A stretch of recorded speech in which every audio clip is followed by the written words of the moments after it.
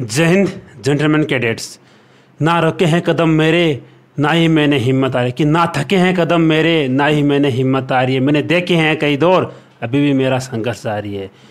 सो दोस्तों, हमने आप लोगों के लिए फिजिक्स की एक अलग से स्ट्रेटेजी के लिए वीडियो बना दी कि दोस्तों 3 महीने के अंदर कैसे अपना कोर्स कंप्लीट करें। दोस्तों उस वीडियो बनाने के बाद या फिर जो हमारे ओल्ड स्टूडेंट हैं और या फिर जो आप जैसे स्टूडेंट हो उनका मेरे पास फ़ोन कॉल्स आ रहा है, वो ये कह रहे हैं कि भाई हम 3 महीने के अंदर अपना सिलेबस कैसे कंप्लीट करें। मेन बात है दोस्तों यहाँ पर सिलेबस कंप्लीट करना और उसका रिविजन करना। दोस्तों देखो, अगर आपके पास सफिशिएंट टाइम होता, अगर आपके पास 6 से 7 महीने होते तो आप आराम से हर एक स्टूडेंट का सिलेक्शन हो सकता था। बट कैंडिडेट अब यहाँ पर हमारे पास टाइम बाउंडेशन आ चुकी है। हमारे पास ओनली एंड ओनली 3 मंथ्स है दोस्तों। इन 3 महीने के कैंडिडेट्स, दोस्तों आपसे रिक्वेस्ट करूंगा यार, इस वीडियो के अंदर आप आए हो तो प्लीज़ इसे पूरा वॉच करना। और आज का जो वीडियो है ये हमारा मैथ की स्ट्रेटेजी है, कैसे मैंने 23.75 नंबर मैथ के अंदर स्कोर किया था, कैसे मेरी कैलकुलेशन थी और कैसे मैंने कौन कौन से टॉपिक को पढ़ा था, सब कुछ आपको इस वीडियो के अंदर बताऊंगा। सबसे मेन बात है दोस्तों, हमारा 3 महीने का टाइम है, टाइम बहुत ही कम है। तो उस टाइम को देखते हुए दोस्तों आपको टू द पॉइंट पढ़ना है। अगर आपको एक एग्जांपल द्वारा बताऊं तो जैसे हमारा चैप्टर लिमिट चैप्टर है, ठीक है। तो अगर आप पढ़ने बैठो तो दोस्तों लिमिट चैप्टर को आप 5 दिन के अंदर भी पढ़ सकते हो, लिमिट चैप्टर को आप 15 दिन के अंदर भी पढ़ सकते हो, लिमिट चैप्टर को आप 1 दिन के अंदर भी पढ़ सकते हो। तो दोस्तों पढ़ने का हमारा मतलब ये नहीं है कि हमें सब कुछ पढ़ना नहीं। दोस्तों एयरफोर्स के अंदर फिक्स क्वेश्चन है कि लिमिट चैप्टर से लिमिट के अंदर दोस्तों इस फॉर्मूले से क्वेश्चन आएगा तो उसी से ही आएगा, चाहे हार्ड बन जाए चाहे इजी बन जाए। तो दोस्तों क्यों ना हम केवल उसी फॉर्मूले पर अपनी प्रैक्टिस करें।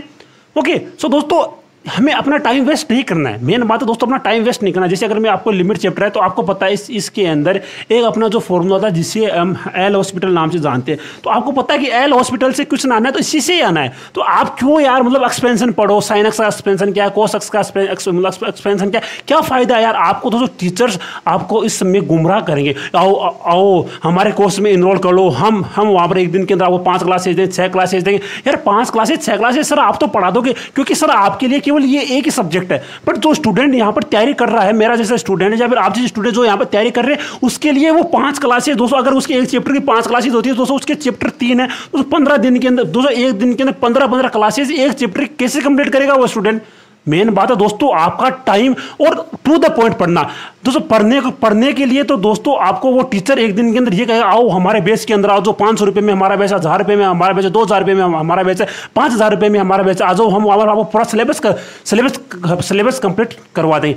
बट दोस्तों वो सिलेबस आपको पता है लिमिट चैप्टर का वो आपको 5 क्लासेस पढ़ाएंगे। तो यार लिमिट चैप्टर की 5 क्लासेस वो आपको पढ़ाएंगे, बट वो 5 क्लासेस आपके लिए इंपॉर्टेंट नहीं दोस्तों, नहीं, वो 5 क्लासेस इंपॉर्टेंट नहीं है आपकी। आपको टू द पॉइंट आपको पढ़ना है, तभी आपका सिलेक्शन होगा। लिमिट चैप्टर के अंदर आपको पता है कि एल हॉस्पिटल से क्वेश्चन आना है तो उसी से आना, चाहे कितना भी हार्ड बने। दोस्तों ये बात आपको मैं गारंटी के साथ कह सकता हूं, लिमिट चैप्टर के अंदर एल हॉस्पिटल से अलावा कोई क्वेश्चन बन ही नहीं सकता। क्योंकि दोस्तों मैं 4 से 5 मतलब 7 से 8 बार मैंने एग्जाम दिए, मैंने क्वालिफाई भी किया, तो मेरे से ज्यादा किसको पता होगा यार। तो कैंडिडेट्स इतना ही कहूंगा आपको टू द पॉइंट। ये तो दोस्तों मैंने आपको एक एग्जांपल के द्वारा बताया कि लिमिट चैप्टर के अंदर केवल एल हॉस्पिटल से क्वेश्चन बनेगा।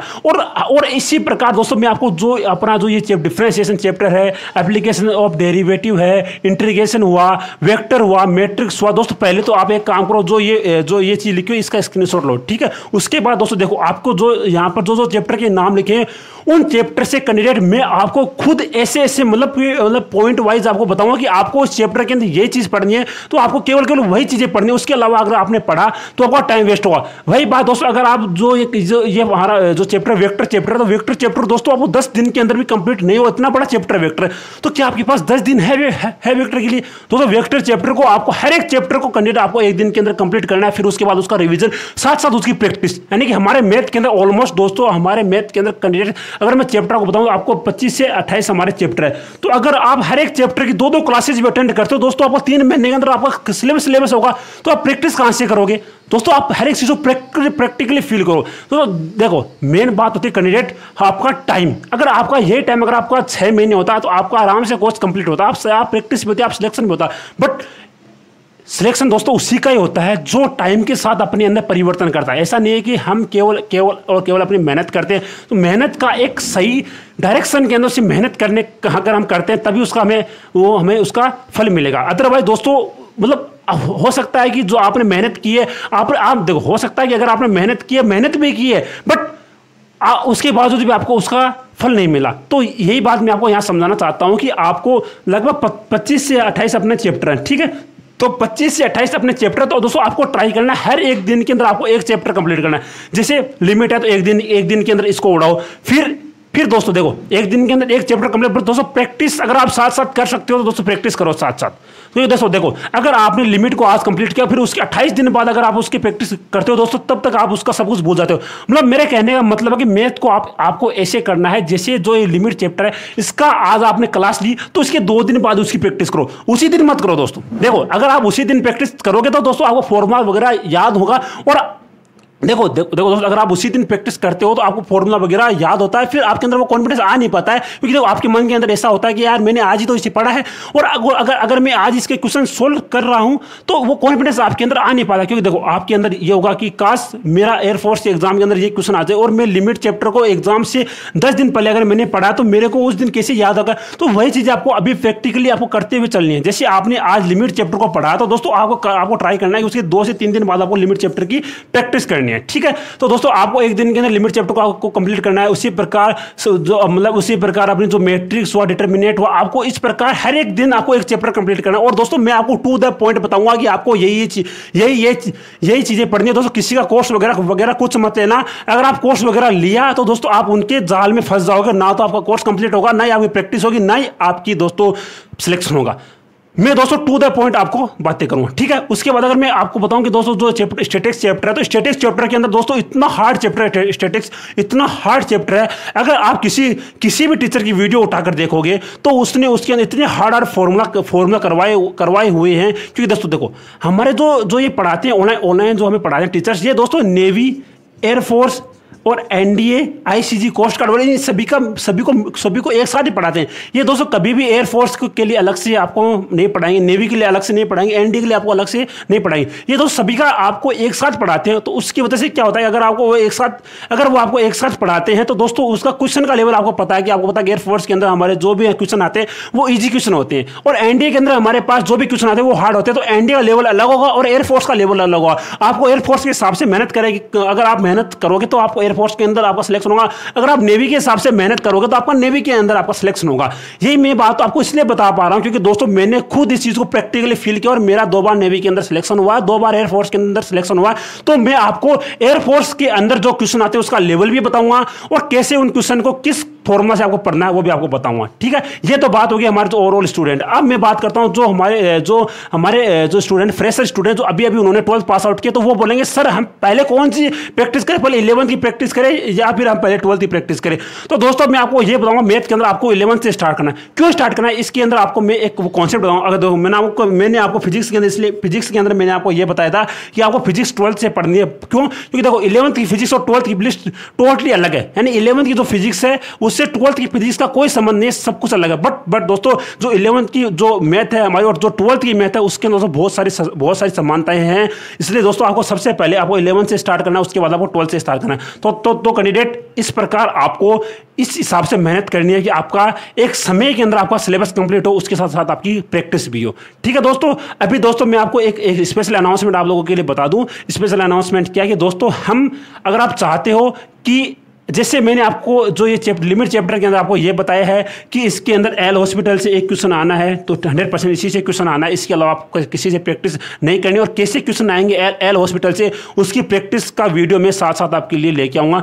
तो दोस्तों अगर आपको उस वीडियो को देखना है तो प्लीज़ आप उस वीडियो को देखना और उसे शेयर भी करना। इसी प्रकार दोस्तों मैं हर एक चैप्टर की अलग से अलग वीडियो बनाऊंगा। जैसे हमारा जो कॉम्प्लेक्स नंबर है तो होने के लिए तो दोस्तों कॉम्प्लेक्स नंबर का चैप्टर बहुत बड़ा है। इसके अंदर लोगों को इस बात केवल इतना पता है 1 + ओमेगा स्क्वायर का मान वो 0 होता है। बट दोस्तों इसके अंदर इतने हार्ड मतलब क्वेश्चन बनते हैं कि Z + Z इनवर्स Z बार, इतने हार्ड क्वेश्चन पढ़ा देते हैं टीचर्स, पता नहीं दोस्तों इससे क्वेश्चन नहीं आएगा। दोस्तों एयरफोर्स के अंदर कैंडिडेट, अगर मैं मैथ की अगर बात करूं, जैसे आप सभी को पता है कि आपको एयरपोर्ट्स के अंदर 25 हमारे क्वेश्चन आते हैं, उसके अंदर कैंडिडेट 15 क्वेश्चन तो इतने इजी होते हैं, अगर आपको फॉर्मूला वगैरह याद है तो आप आराम से 15 क्वेश्चन को हिट कर दोगे। उसके बाद हमारे 5 क्वेश्चन ऐसे आते हैं जिसके अंदर आपको थोड़ा सा टाइम लगता है। अगर आपकी कैलकुलेशन अच्छी है, अगर आप किसी कैलकुलेशन को माइंड के अंदर कर पाते हो, स्किप अगर कैलकुलेशन को कर पाते हो, तभी वो 5 क्वेश्चन आपसे कंप्लीट होगी। उसके बाद अगर मैं बात करूँ बचे हुए 5 क्वेश्चन दोस्तों उसी स्टूडेंट के सही होंगे जो डेप्थ से जिसने मैथ को पढ़ा है, क्योंकि दोस्तों ये चीज़ मैंने फील की है, मेरा अच्छा खासा स्कोर भी हुआ है,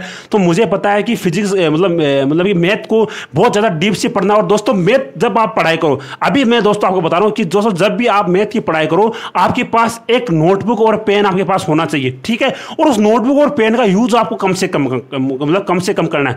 मतलब आपके पास नोटबुक और पेन आपके पास होना चाहिए और बस उसका यूज नहीं करना है। मतलब आपको माइंड के अंदर कैलकुलेशन करनी है, तभी दोस्तों आपका सिलेक्शन होगा। और अब आपको दोस्तों आप मुझसे ये पूछोगे कि सर माइंड के अंदर कैसे कैलकुलेशन हम करें, तो दोस्तों उसके लिए सेपरेट हर एक चैप्टर वाइज मैं वीडियो बनाऊंगा कि लिमिट चैप्टर के अंदर आपको यही फॉर्मूला पढ़ना है, P&C। दोस्तों इतना बड़ा चैप्टर है यार, ये जो P&C जो चैप्टर है स्टूडेंट को कभी समझ में नहीं आया, बट दोस्तों आपको इस हिसाब से मैं P&C पढ़ाऊंगा कि आपको इस चैप्टर से इसी पॉइंट से क्वेश्चन आना है तो उसी से क्वेश्चन आएगा। तो दोस्तों अगर आपको उन वीडियोज़ को देखना है तो प्लीज़ इसे एक बार वो वीडियो शेयर भी कर दो और लाइक भी कर दो दोस्तों, ठीक है दोस्तों। आई होप सो कि जो आपका जो मैथ का जो स्ट्रेटेजिकल वीडियो है ये आपको बहुत अच्छा लगा होगा। अगर दोस्तों कोई भी डाउट हो मैथ के रिगार्डिंग, कोई भी तैयारी के रिगार्डिंग, तो प्लीज़ कमेंट बॉक्स के अंदर कमेंट करके पूछिए, आपका हर एक डाउट का इलाज हम करेंगे। और दोस्तों साथ साथ अब से हमारे दोस्तों फिजिक्स की सीरीज और मैथ की सीरीज जिसके अंदर मैं खुद आपको फिजिक्स और मैथ पढ़ाऊंगा। मतलब फिजिक्स के अंदर भी आपको हर एक चैप्टर की केवल एक दो मतलब फिजिक्स के अंदर आपको हर चैप्टर की 2 से 3 वीडियो मिलेगी, जिसके अंदर आपको मैं मतलब बिल्कुल वही क्वेश्चन पढ़ाऊंगा जो एग्जैक्ट एयरफोर्स के अंदर आएंगे। और दूसरी बात मतलब मैथ के अंदर भी दोस्तों मैं आपको वही चैप्टर पढ़ाऊंगा जिसके अंदर मैं टू द पॉइंट बात कर सकूँ, ठीक है। अब दोस्तों मैं एक बात को आपको एक एग्जांपल द्वारा बताऊं, जो हमारा चैप्टर सेट है। अब आपको पता है कि जो सेट चैप्टर है इसके अंदर केवल दोस्तों थ्योरी का क्वेश्चन बनता है, इसके अंदर केवल कॉन्सेप्ट का प्रश्न बनता है, इसके अंदर दोस्तों इसका न्यूमेरिकल वगैरह कुछ नहीं आता। बट दोस्तों अगर आप चाहे कोई भी बुक उठा लो, चाहे मतलब RS अग्रवाल, पार्थ पांडे, कोई भी बुक उठा लो, इतने ज़्यादा मतलब उसके अंदर मतलब कि क्वेश्चन का लेवल इतना हार्ड है कि स्टूडेंट को समझ में नहीं आता है। बट दोस्तों मैं आपको एकदम टू द पॉइंट वो चीज़ें आपको पढ़ाऊंगा। तो आई होप सो जो ये वीडियो है मैथ की स्ट्रेटेजी का आपको बहुत अच्छा लगा होगा। इसी प्रकार के दोस्तों हेल्पफुल वीडियोज़ को देखने के लिए हमें सपोर्ट करते हैं। दोस्तों इंग्लिश की स्ट्रेटेजिकल वीडियो, मैथ की हर एक चीज़ की स्ट्रेटेजिकल वीडियो आएगी आपको। हम दोस्तों एग्जाम से लेकर आपके सिलेक्शन तक फुल्ली गाइड करते रहेंगे। अगर दोस्तों आपको वीडियो अच्छा लगा तो प्लीज़ एक बार शेयर करना। अब आपसे मिले नेक्स्ट वीडियो, तब से दोस्तों जय हिंद, जय भारत।